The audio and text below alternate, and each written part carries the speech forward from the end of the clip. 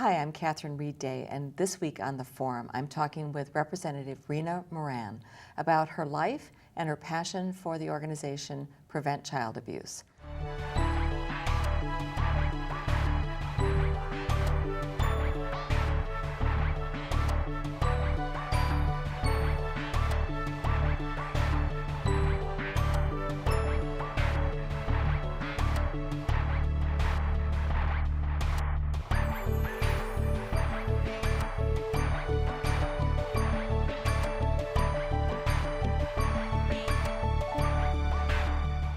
Hi, I'm Catherine Reed Day, and this week on the St. Paul Forum, I'm talking with Representative Rena Moran about her life and her passion for her work on Prevent Child Abuse.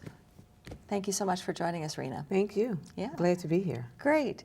One of the things that I was excited about when you agreed to get together with us is that I know you have a very interesting personal story. You've decided to be a representative in the legislature, and the legislative session has just ended. But take us back to give us a little bit of your personal story so we can put that in context.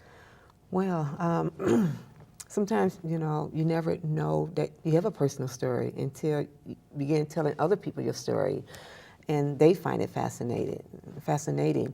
For me, I just lived my life, but it's been 13 years now. 13 years ago, I came to Minnesota from Chicago, south side of Chicago.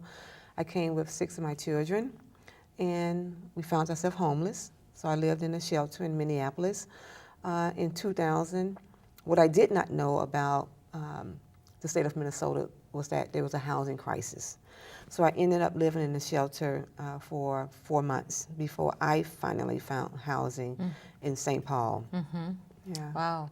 That and so you came here looking for the next phase of your life and discovered yourself in difficult situation. Absolutely. Mm-hmm. And really, as a mother of 7, with 4 sons and 3 daughters, I think my biggest priority was looking out for the best interests of my sons. Mm-hmm. And for me, I always highlight my sons because as an African-American woman with African-American sons, it's difficult for African-American males. They are looked at in ways that are not always positive. Having 4 sons, for instance, if my 4 sons were to walk down the street together, we think a lot of things, that maybe they are a part of a gang, they may be selling drugs, or they're up to something. So for me, it's really important that I just try to lift them up in a way that is more in a positive light. So coming from Chicago, I came here just really trying to decide what was best for them. I lived in a pretty decent neighborhood, but there are some gangs and things like that, and I was young. I was going to say, why don't we? What were their ages when you moved here? When I moved here, my sons were 6, 7, 8, 9, 10, and 13. Okay, so they were all in school. All in school. And where were they going to school? They were going to school on a neighborhood in the southeast side of Chicago, a Latino community called Arnold Morellis Elementary School.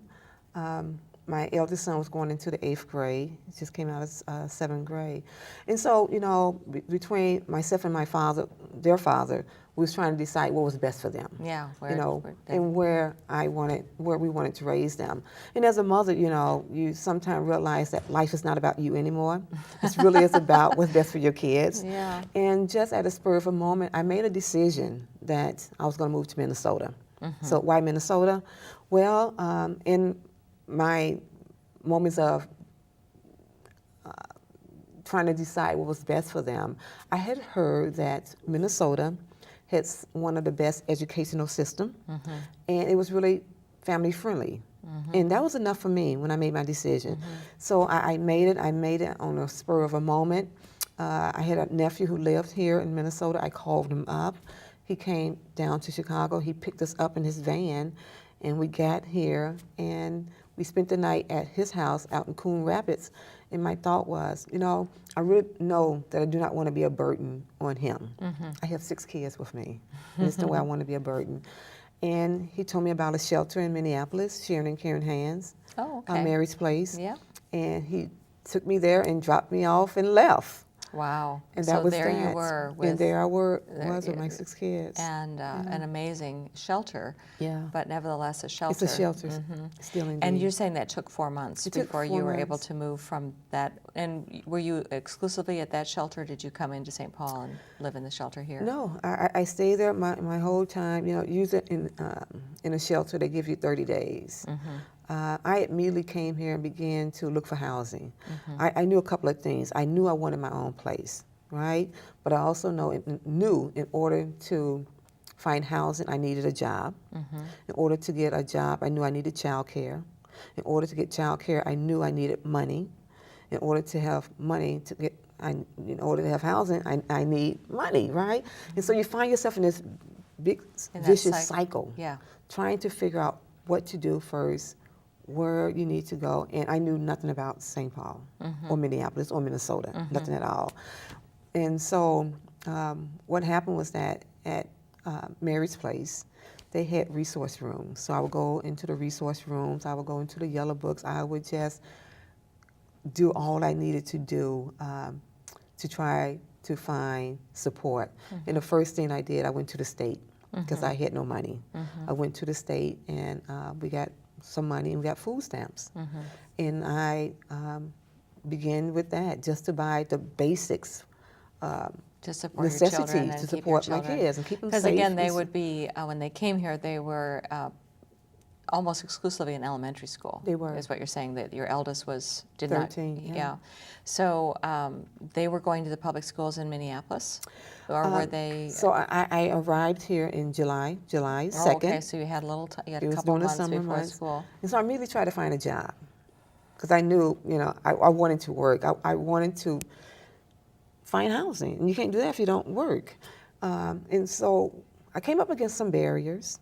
Barriers like living in a shelter, which, you know, in Mary's place, I say she tries to provide the most safe, clean, nurturing environment possible.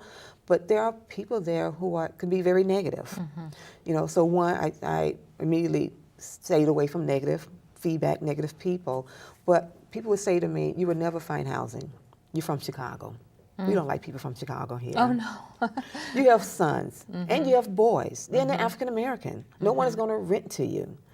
You have no rental history. You have no housing history. I mean, you have no work history here.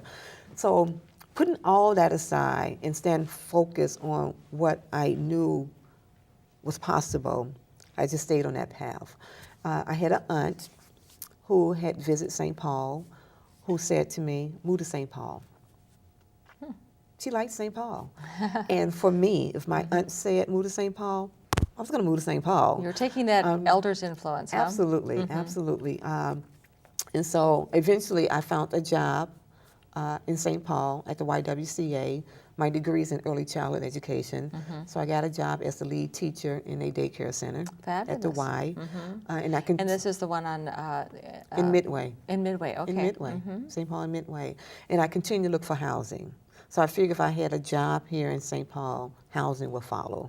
And September came, I got my job, the kids were in school, which really helped me to ensure that they were not left alone at the shelter. They were in school. And by that time, I had really created some good relationships with some of the staff at Mary's place, so that when they come home after school, they were going to a program. They had this beautiful teen center, which really kept them safe and secure. And they was pretty good kids. They knew what we had to do to maintain housing until we found our own home. And my biggest emphasis were, regardless of the trials and tribulations that I was going through or the pressure that I was under to find housing and keep them safe, what was more important to me is that they felt that they was in a safe, nurturing, clean environment. And they really did. They really felt that Mary has like a ton of volunteers that come through. So at the point of me moving, they would say to me, Mom, we don't want to leave here. We've got all I'm the like, help. this is a shelter, you know. And so we did. We moved had to St. become Paul. home to them, It had though. become home, and good relationship and really good connections. But we, I found housing, in the historical Roundel community. Didn't know anything Didn't know about that, but that's where you ended that. up. Uh-huh. And I ended up moving on Aurora Avenue, the same street that I now own a home. And I moved there, and it immediately became important to me that I become connected to my community. I did not want to be a mother with 7 kids who was responsible, who was the only one responsible for my kids. I didn't grow up that way. I didn't come from a community. We were responsible for each other. You know, you knew your neighbors. You went to school with your neighbors. You know, you was a part of that community. So that part I brought with me, and I wanted to connect to my community. I could never understand how someone could live in a building or on a block and not know your neighbors. It's like foreign to me. And that was what you experienced when you moved in, was that people weren't necessarily connected to I each found other? that in some ways. So for me, I immediately found a church. I wanted to find a church home, be connected with a church. I did that in my community. You know, got to know my neighbors. I moved into a duplex, so I had a neighbor right next door to me. We became very good friends. And I did that for many, many years. And so what I found, though, really, as I connected to my community, I found out about this history of the Roundel community. I found out about the African American community that had become displaced by the construction of I-94. I found the community of people who were still mad and angry about that displacement and not being involved and engaged in what that construction should look like. Many of the families were given 30 days and $5,000 and told, you need to move. Yeah, I mean, it really is it's a scar in so many ways, physically on the community, and then also emotionally, Definitely as you're saying. So that emotionally. emotional piece is sort of what you connected to. It Absolutely. sounds like. 30 years later, you know, this is like in the Oh, late... it's a long time, I mean, yeah. maybe 50, because this was like in the late 50s, early 60s. Yeah, 60s. And so here it was, 2000, and people were still feeling the after effect of that displacement. You know, a generation of adults now, who mothers or grandparents were displaced. And just learning that history, I became connected to that concern and that anger. Because what I found, it wasn't a group of people who was really angry and upset. Yeah, it was a group of people who was still invested in their community and wanted to be involved. They needed some direction, maybe. And was saying that no longer would I allow an entity to come into my community and not be a part of that decision-making process. If you're just joining us, I'm speaking with Rena Moran about her life in St. Paul and her work. So when did you decide to run for office? How did that happen? Yeah. Did someone come and ask you, or did it come from within you? Actually, I had been involved in the community, organizing and doing some few things, and my state representative, Saital, had decided to not run for re-election. And Sai is interesting because is he the first, I mean, I know Mimua was our first senator. And what about Saital? Was he? State rep. First state rep. So we had that interesting history right there. So he was moving on. He was moving on. And I had a couple of people who came to me and said, you know, you need to think about running. And, you know, I think sometimes it's females, or maybe this happened with males too, but more for females. We always think that we're not quite ready or quite prepared. We need to learn a little bit more. But I made a decision that I was working to elect a progressive governor. I had already attended my caucus. I became a delegate. And there was really some issues that I was really passionate about. And so I went to my family, and I asked each one of my children and my husband at that time, you know, I'm thinking about running. What do you think about it? You know, because if I do this, I would need your help. I can't do this alone. Can't do it alone. And they all gave me kind of like the thumbs up. But it was my youngest daughter, who was 16 at the time, I think, who said to me, Mom, you're always in the community, you're always involved, you're engaged, you like doing this stuff. If you think you should run for office, then you should do it. And I said, okay. I said, okay. And you did. And I did so it. how inspiring that the youngest and you know, is cheering you onward. That must have meant a lot to you. So how long have you been in the legislature now? So I am in my second term. We just So this is, it's a 2-year term, is that yes, correct? every 2 years. First elected in 2010, sworn in 2011, served 2 terms, came back, and just completed my second part of my second term. Okay. And will you be running again, or have you decided? Well, we go back in 2014. Okay. 2014 would be a policy It's a policy session? session. 2013, the odd years, is always a budget session. So we go back in, we create some, my hope is some great policies that's going to represent all of us. That's really about having a strong educational system, health care for all, giving us some property tax relief, but also just creating these policies that align to our vision of having a more inclusive state that values all human lives, in my opinion.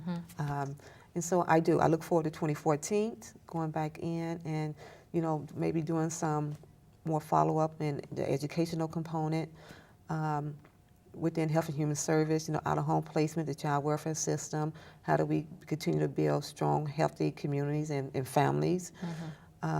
It's a big part of who I am and what I believe in. And most likely I will run again. Well, that'd be great, and they heard it here. So what I'm really struck by, Rena, is how you came to the state with this idea, this awareness of the way a system works, that it isn't one thing. And I want to spend just a couple minutes on this very important passion of yours, which is the prevention of child abuse and the organization Prevent Child Abuse Minnesota. Yes. And we'll put up the website so people can get it. We won't have a lot of time to go deep, but I promise we're going to come back and talk about this some more. But tell us a little bit about how you see both. It seems to me that you apply that systems view both to the legislature, to the way you live in your community, and also, it sounds like, to this organization. Can you tell us just briefly about the organization and what's important about it? So Prevent Child Abuse Minnesota is a nonprofit organization that is about prevention, because abuse can be prevented. We are currently in this process where we are expanding our work, doing it a little bit different. We have in the past been known for Circle of Parents. Circle of Parents, where parents can come together, and that could be mothers, fathers, grandparents, adopted parents, and they all come together in a circle, in a group, to talk about issues that are impacting their lives, their kids' lives, in a way that prevents them from doing something simple as maybe grabbing their child and shaking them, or hitting them in a way that is not useful. And so a lot of times as parents, we can share our experience. It's parents in a group to say, yeah, I had a 13-year-old son, and that happened to me, and this is the way I was able to deal with that. And so it's a place where they can do that. My part that I do at Prevent Child Abuse Minnesota is about parent leadership, where I work statewide with parents who have been a part of the system, the child welfare system, have utilized those services, but have overcome those challenges and can see the bigger picture, because we want to create better outcomes for families.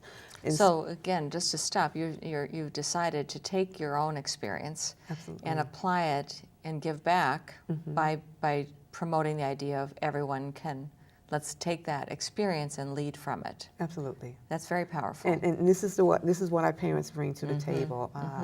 And we have parents as far away as Roseau County, to Crow Wing County, to Pine County, to right here in Ramsey County, Hennepin County. A very diverse group of parent leaders who are an expert at what they bring to the table. And one thing we know is that different communities can bring different solutions to how to best strengthen that community so that abuse and neglect is avoided. And we also know that the rural community is different from the urban community, so we bring a different perspective to the table. But it really is about bringing awareness. We bring awareness to prevention and how, what that looks like, what that means, and how it can be prevented. We do a huge amount of education. Then we also support our parent leaders and communities in a way that is healthy. And then we promote leadership. And through all of that, we equipped our parent leaders and community members with the tools and the training they need to go back into those communities and engage those communities in these protective factors. Because what we do know, as a legislator, I know this. I also know this as a mother and an individual, is that I cannot do it all. It takes so many of us to ensure that we are creating great outcomes and good outcomes for families. And that is our goal at Prevent Child Abuse Minnesota, is to equip parents who are connected to a base in their community with information, with training, with tools that is done in partnership. We are doing this in partnership with the Department of Human Service, Child Safety and Permanency Division. And is that is at the state level? That's at the state level. Okay. Department of Human Service, DHS, and where many of our parents are sitting on different committees and work groups and task force within the department, where they are coming at a place where they're making decisions about the outcomes of children and families. What I really appreciate about what you're sharing is that you're saying that there's an opportunity for people who've benefited from the fact that there is a safety net for people to also then contribute back. And so it's really a restorative process in a number of ways. It's restorative of your own self-esteem to say, yes, I did need help. And I also have something really substantive to contribute. It really strikes me as such a strong leadership model. Absolutely. That is basically also saying, I really appreciate your modesty around, when you say I wasn't really ready, but you just somehow decided to jump in.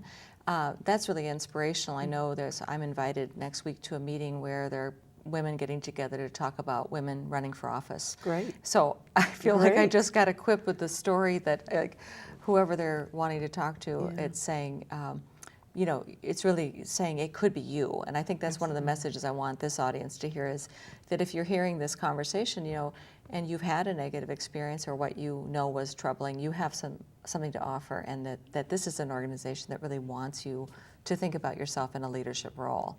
You have summed that up so well. I mean, absolutely. So often we work through a system, through a deficit-based type of model, where all we can see is things that people are doing wrong, what they don't do, what they don't have. Right. But we all have strengths. We all have strengths. Everyone does. And then how do we look at those strengths? How do we promote those strengths? How do we elevate those strengths? How do we give you what you need, just as a parent? Well, we all need things. We can't do it. Nobody can do it alone. No one does it alone. We have these protective factors that talks about parental resiliency, social connections, the network of support, knowledge of child development. If you as a parent have those social connections or that network of support, if you have someone to say to you, wow, you are awesome, you did that very well, because a lot of times we don't, as individuals, see those strengths we don't see them all the time. But when someone else can elevate those and give you the tools you need to be more effective at that, I mean, it just creates better outcomes for not only for you, but for your children, for your community, and for our state. And so I just love the direction that we're going at Prevent Child Abuse Minnesota, to really connect that goes beyond just St. Paul. That is a statewide initiative, but it's also looking at the Department of Human Services, so that we are creating better outcomes for those families who are a part of that system. What I'm really struck by too is that you didn't allow yourself, at least as you tell your own story, to fall into I'll just call it shame, where we're embarrassed about our own situation in such a way. And when I think about what you're talking about the people who have something to contribute, when you're focusing on those strengths, what you're really saying is, we all make those mistakes. There are times when we don't do it well. And instead of pushing that under, which then, as we know, kind of pokes it out the other sides. What you're really saying is, come with us and be in a constructive process that lets you recognize what you do well, helps direct you toward it, and helps you lead others, so that more people feel comfortable getting the education they need, the resilience factors they need to be better parents.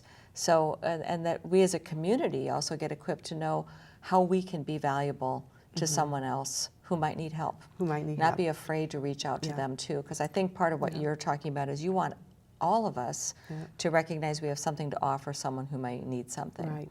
That's part of why we want them to look at the website and We want them to look at the programs. And if you were going to ask them to kind of focus on a couple of things when they get to that website, because I looked at it, there are a number of the circles, the parent circles look like a really valuable tool. So Yes. that really is, I want to be in a community with people who can help me with the challenges I face as a parent. Absolutely. So that's, but it sounds like the leader, I'm guessing there'll be some people interested in the leadership. Where would they find that information? I hope so. So go to, Prevent. the website, www.pcamn.org, which we call pcam.org.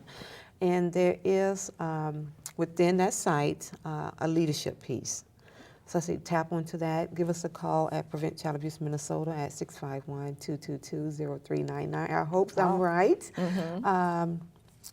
And I mean, we have great people on staff at Prevent Child Abuse Minnesota that can really direct you. You can call me personally. That's nice. Wow. I will share my number also. No, I will. We'll let them go go through the legislative website so that they That can would be find you fantastic. unless you're on the other website. Yes. But as a legislature, you accept those constituent calls, obviously. I do, but also in my nonprofit work, I am the coordinator of prevention initiative in parent leadership at Prevent Child Abuse Minnesota. Okay, so they can find your number right there. There's two different entities, you know, my legislative work, which is really about, policies and the budget, but also in my nonprofit life, I have this nonprofit organization that just so happens that I do, really appreciate the work that is done there. I was brought in to create this statewide parent leadership team even before I ran for office. I was a part of Prevent Child Abuse Minnesota, and I really value what people can bring. To me, it's not so much about how many times you fall down, but it's about how many times we get back up. Oh, yeah. We can get back up.